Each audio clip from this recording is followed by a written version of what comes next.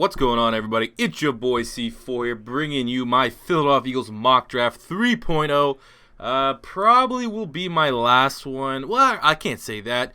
There's still some things that could happen, some free agency moves that may change a thing or two. So there may be a 4.0 that comes out the week of the NFL draft in case anything changes. But it's safe to say that this may be my last. So today I'm very excited to bring you my final, asterisk, Philadelphia Eagle mock draft. So looking at the first pick for the Eagles, we have 8th overall now after that trade with the Miami Dolphins, which we sent Byron Maxwell and Kiko Alonso to move from 13 to 8. And with this pick, it's no surprise if you've watched any of my Eagles videos lately, it's going to be Vernon Hargreaves, the corner from Florida. He's regarded as a top 10 pick and had a phenomenal pro day. I think with the scouts really considering Jalen Ramsey as safety, Hargreaves is now considered the top cornerback in this year's draft class. As a Florida Gator fan, I think Hargreaves is he's a baller. He's a baller. That's straight up it. And he's as good as former Florida Gator Joe Hayden. He's incredibly instinctive, has great hands. He's willing and able to tackle, and he's excellent cover corner. Probably the best cover corner in this year's draft. Obviously, that's why he's graded so high. He could very end up being our cornerback one after training camp. I know Eric Rowe is up for the challenge, but I mean, it's gonna be a fucking battle. Corner is this team's biggest need on multiple fronts. We don't have a proven starter at corner, and our division is loaded with wide receiver talents that we need to contain. We can't just hope and pray that our corners can get it done. We need to bring in the talent here. And another thing to add against it is that the Eagles are horrible at getting corners in free agency. Nnamdi Asomugha, Byron Maxwell, those are just two in the last 4 or 5 years. We need to finally take a stand as an organization, realize that whoever we're going to stick with reluctantly in the office, be it obviously now Howie Roseman, is bad at evaluating free agent corner talent. We need to draft our franchise corner. We need to draft a guy that not just, in Howie's mind is a baller, but in regard around the league as a corner that is a franchise player. So, I mean, Hargreaves, you get that 5'10", 205 pounds, ran a 4.5 40, 39-inch vertical. The fit for me is he'll be cornerback 1. Cornerback 2 will be Eric Rowe. Corner 3 will be Nolan Carroll. And in the nickel, you'll have Leotis McKelvin and Ja'Cory Shepherd battle it out. Now moving on to the 3rd round, which is 77th overall. This pick is the first time. This is the first time I've actually mocked this pick. But when you look at our depth chart, it is very, very glaring, and I think you're gonna get maybe the steal of the draft in this round. And that's gonna be Scooby Wright III, the linebacker from out Arizona. He currently has a 3rd to 4th round grade, so I'm gonna say screw it. Let's get him in the 3rd round as quick as we can. He is my sleeper this year's draft. I can feel it. Not everyone is on board with this pick, but as someone in me personally who has called Vontaze Burfict and Chris Bowen in the past couple drafts as starting beast linebackers in the NFL, Scooby Wright screams that to me. He may not have the biggest size that you're looking for, but I think he has the best pure instincts as a linebacker in this year's draft. And like I said, our linebacker depth right now is very, very worrying. Scooby Wright as a tackle machine would provide appropriate depth at a position where we have 2 injury-prone players in Jordan Hicks and Michael Kendricks. And, I mean, Scooby Wright can both play Mike and Will linebacker. So, I mean, he's 6 feet tall, 240 pounds, ran a 4.9 40, and did 29 reps on the bench press. But like I said, he's not going to be a guy that tests well, but when he gets out on that field, he is going to be an absolute playmaker. So the fit for me is you have Jordan Hicks at Mike 1, you'll have Michael Kendricks at Will 1, and then Mike 2 will be Scooby Wright, and Will 2 will be Najee Good. So I think that is a lot better depth at the linebacker position, because right now, outside of Najee Good, who I think is very capable as a backup, we have 3 other linebackers that are not that good. They haven't made I don't think they've been on many starting teams. They've been more practice squad players. So we need to get a linebacker badly, and we can get a beast in the 3rd round. So we have a second 3rd round pick, and that is the 79th overall pick. And here I have us getting Conor McGovern, the offensive guard from Missouri. He currently has a 3rd to 4th round grade. He's regarded as the strongest player in this year's draft class. He's an absolute mauler, which screams everything that Doug Peterson wants in a guard. You pretty much just have to look and see how he, that's not necessarily graded, but felt about the addition of Brandon Brooks, and that's where you can see how he envisions his offensive lines, and McGovern is that to a T. I mean, in previous drafts in the 3rd round, I have Joshua Garnett, but he has really risen up draft boards. Some people have him going in the 1st, but he's probably going to be locked to go in the 2nd, so we need to look at other options at guard, and I think McGovern is just the perfect fit. Guard is a big need for this team, especially the left guard slot, and I think that, I don't know, maybe McGovern might not be the starting left guard as the season starts, but it'll be interesting to see probably about halfway through this season if Alan Barbary or Andrew Gardner gets beat out by him. I think he has all the potential in the world to start, maybe not year 1, but definitely year 2. And if our guards struggle, which is still some area of concern over Barbary and Gardner, you may have to throw him to the wolves and let this monster do what he does best, and that is maul. So, I mean, McGovern, 6'4", 305 pounds, ran a 5.05, 1-1 40-yard dash, and 33 reps on the bench press. So the fits for me: offensive guard 1 will be Brandon Brooks, offensive guard 2 will be Alan Barbary, offensive guard 3 will be McGovern, and offensive guard 4 will be Andrew Gardner. So that is, very, very acceptable, I guess, at the guard position.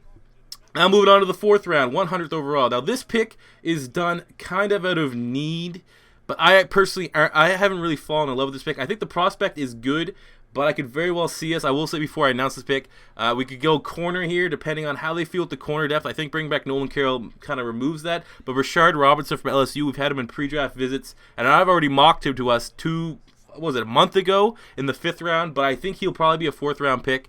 So I would not be against getting 2 corners, because I think corner is, as many prospects we can get there, the better. But for me in the 4th round, 100th overall, I have Daniel Lasco, the running back from Cal, who currently does hold a 4th round grade. We now have the 2nd overall pick actually in the 4th round after the DeMarco Murray trade with the Tennessee Titans. Now for like a mid-round running back, I did fall in love with Jordan Howard out of Indiana as our best, mid-round running back prospect. But he's moving up draft boards lately, and I don't want to take a running back any higher than 4th round. I know you Ezekiel Elliott lovers want a running back, but I just don't think we need one if we're holding on Ryan Matthews and Darren Sproles. Lasco has better speed than, Jordan Howard, the guy I previously mentioned, and decent size. I mean, just look at that picture that I put up here. This guy is a monster.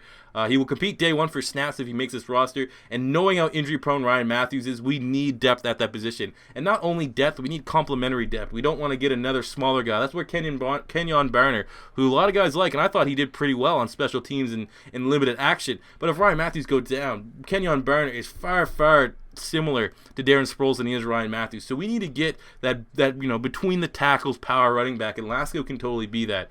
So like I said, I'm not falling in love with the idea of getting a running back this high, but it is an area you need, and I do feel like the prospects drop a bit after the 4th round. So Lasco, 6 feet tall, 210 pounds, ran a 4.46 40 and 23 reps on the bench press. The fit for me is running back 1, Ryan Matthews, running back 2, Darren Sproles, running back 3, Daniel Lasco, and running back 4, and unlikely but maybe practice squad, Kenyon Barner. I would like to hold on to him, but I'd say if we do cut him, he will end up in San Francisco. Going to the 5th round, 153rd overall, I'm going Willie Beavers, the offensive tackle from Western Michigan. Currently has a 5th, 6th round grade. Beavers is a sleeper. A lot of guys. I mean, who was it? Mike Mayock had him as his 5th ranked tackle for a bit, but then he kind of had a shit combine. So I think, the need with offensive line, we need to get as many prospects as we can. Obviously, Jason Peters will be coming back next year, so I like to get a prospect like Beavers, which a lot of scouts say you have a whole lot of upside, and let him learn behind one of the best tackles in the NFL. He doesn't have to start, doesn't even have to compete to start. As long as that depth is there and he can learn behind Jason Peters as a rookie, that is phenomenal. Beavers, 6'5", 320 pounds, ran a 5.28 40, 20 reps on the bench press. The fit for me at offensive tackle 3 will be Dennis Kelly, offensive tackle 4 will be Willie Beavers, and tackle 5 will be Brett Boyko. Now their 2nd 5th round pick, 164th overall, I'm going Charone Peake, the wide receiver from Clemson, who currently has a 4th, 5th round grade. We missed out on Martavis Bryant a few years back, who I called to be the steal of the draft and wanted us to get him in the 3rd round. So let's not miss on a potential star from the wide receiver university, which is now known as Clemson. Peake is great size, 6'2", ran a 4.45 40, and has very solid hands. His combine impressed me enough to have him go over maybe Demarcus Robinson from Florida, a guy that I like, who has some off-field issues. It made me great size, 6'2", 210 pounds, 4.45 40, and a 35-inch vertical. The fit for me would be wide receiver 3, Ruben Randall, wide receiver 4, Chris Givens, wide receiver 5, Charone Peake, and 6 would be Huff if we end up keeping him. Now looking at the 6th round, 188th overall, I like Rees Odhiambo. Can't pronounce his fucking name. His tape looked pretty good from the 7-minute video on YouTube. He's the guard from Boise State with a 6th, 7th round grade right now. I think we definitely need guard depth. And scouts rave how much of a freak this guy is, but in terms of a project player, the term project gets really, really associated with this guy, and he does have some previous injury history, and if he didn't have that, he'd be a much higher prospect. But I mean, the best guys that you can get are these freak athlete guys at guard, because if you don't have to rush them in right away, then they can get the technique and stuff down, and then in combination with that freak athletic ability, finally put it together year 2, year 3. He's 6'4", 315 pounds, 23 reps on the bench press, and the fit for me is that he'd fit in as our 5th guard behind McGovern, who we took in the 3rd, and Andrew Gardner, who's a depth guy. So it makes sense for me. Then the 7th round, 233rd overall, I like Brandon Allen, the quarterback from Arkansas. Currently has a 6th, 7th round grade. Might not be there. Maybe trying to be a little bit too optimistic here, but he might be. You never know. Both Brandon Allen and Kevin Hogan are my 2 sleeper quarterbacks that'll be available in the late rounds. Just think how Allen played last year in the toughest defenses conference in the college football, the SEC. He had 30 touchdowns, 8 picks. With less than an amazing supporting cast. Arkansas has always been a run-first team. He threw the ball well at the combine and would be an excellent candidate for the quarterback 3 spot. 6'1", 220 pounds, 4'8", 40. Like I said, he'd squeeze in there behind Sam Bradford and Chase Daniel. Now, finally, looking at the 7th round, 251st, I like Deion Bush, the free safety from Miami. Really all over the board where people have him graded, but the CBS Sports, which I'm using, currently has a 7th through undrafted free agent grade. He'll complete for a depth spot at safety, where we definitely could use some competition. Ed Reynolds is very hot and cold, and Chris Maragos isn't very effective when he's not on special teams.